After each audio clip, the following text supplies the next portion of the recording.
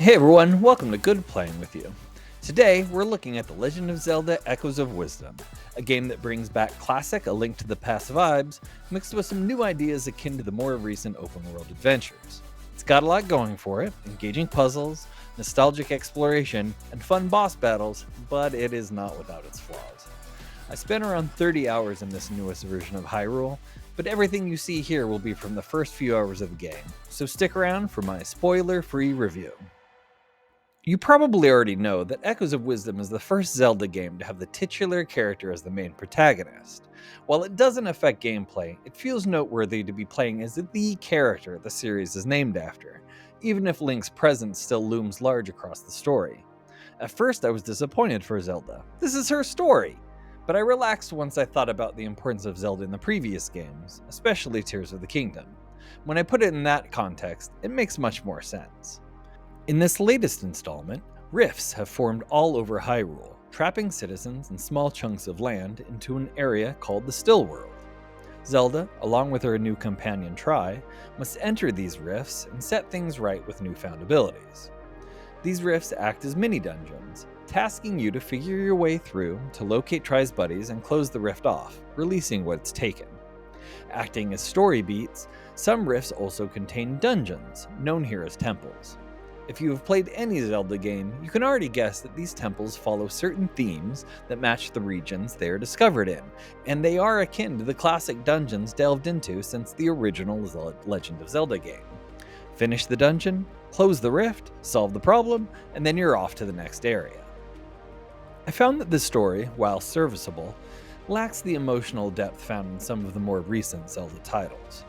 Though the narrative isn't groundbreaking, there are a few standout characters, like a delightful snow monster encountered near the end of the game. But by the end, I didn't feel much of an attachment to anybody, even Zelda. It was just that, the end. Zelda's abilities consist of a new weapon called the Tri-Rod that allows Zelda to create a copy, or echo, of nearly any item or monster in the game. Each echo has a cost associated to it, and Tri has a finite amount of resources to create, but echoes are easily destroyed for new ones to be summoned in their place. She also gains the ability to attach herself to an item or monster and move it, called Bind, which is basically Ultra Hand from Tears of the Kingdom, or allow herself to be moved by an object, called Reverse Bond, not Reverse Bind for some reason. Using echoes, bind, and reverse bond, she battles monsters, solves puzzles, and closes the rifts that are plaguing Hyrule. It should come as no surprise that puzzles are where Zelda really shines. While there are simple tasks like figuring out how to cross a gap, other puzzles require a thoughtful combination of echoes and powers. The game also frequently switches to a 2D layout, which came as a pleasant surprise to me. These switches help to keep exploration and puzzles fresh. Alongside the puzzles, the boss battles are also a highlight. Watching a boss's movements and figuring out the strategy to bring them down is always satisfying. However, I found that most bosses leaned a bit too far into what I would call easy. There was only one, and a mini-boss at that had me completely stumped and running to the internet for a solution. At first and for a while, these mechanics are engaging, with echoes providing a unique twist on puzzle solving and combat. However, in the back half of the game, and with over 100 echoes, the management system became very tedious. As the game progresses and you discover more and more echoes, the interface makes it difficult to quickly find the right one. It does give you the option to sort through them, like most recent or most used, but I started to rely on the more convenient echoes, like the bed, one of the very first echoes in the game, to solve puzzles more efficiently. Probably half of the echoes I never even used, either because they were replaced by a more powerful version, or it just wasn't worth my time scrolling through the interface to locate them. The game also struggles with maintaining combat variety. Early on, discovering new echoes is exciting, but as I acquired stronger ones, battles felt more and more repetitive. I would create echoes that essentially fought for me, while I either just stood there, or I moved around to avoid projectiles. There is a traditional sword and shield mechanic, but it's on a quickly depleting resource meter, forcing reliance on the echoes, which doesn't always feel satisfying. I typically save the sword meter to use on bosses or tougher groups of enemies. Smoothies replaced Link's traditional cooking for creating health items, which are great in a pinch and when you need to get those hearts replenished. But there is no bulk mechanic to create them quickly, and you have a limited inventory to store them.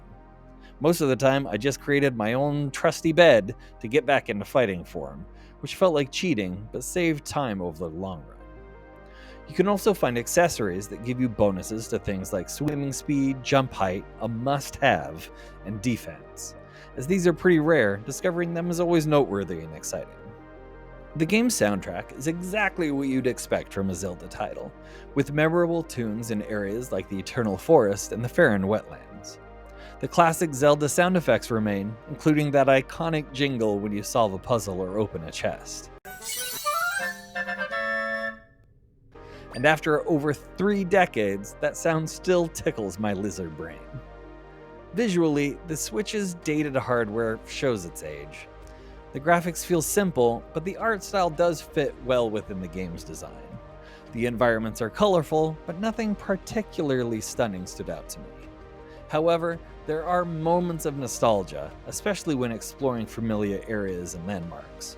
Recognizing these locations from previous games, especially A Link to the Past, feels special, and was almost always met with, "Hey, I know that place!"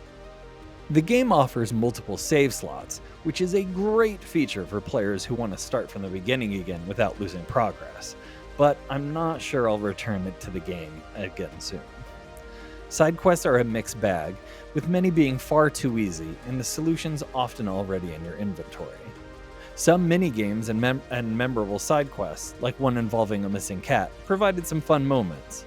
That said, they don't feel fresh. Exploration doesn't quite reach the heights of Switch's other open-world Zelda games, but I enjoyed opening new areas and clearing the map's fog. I did not 100% the game, so there could be a variety of additional content that far exceeds what I found. While The Legend of Zelda Echoes of Wisdom excels in puzzle design and boss battles, it falters in areas like moment-to-moment combat and painful user interface. The graphics reflect an older time, which isn't necessarily a bad thing, but the story didn't leave a lasting impression on me. With all of that said, however, the nostalgia of exploring familiar places from A Link to the Past, coupled with satisfying puzzles and being able to play as Zelda for the very first time, do make this a worthy entry into the series. For longtime Zelda fans, there's plenty here to enjoy. Video games are the modern art of our time, and like all art, they are subjective. While it may not be for me, I can totally see why others have already fallen in love with this game and its direction. And for that reason, I give this game a 7 out of 10. Thanks for watching!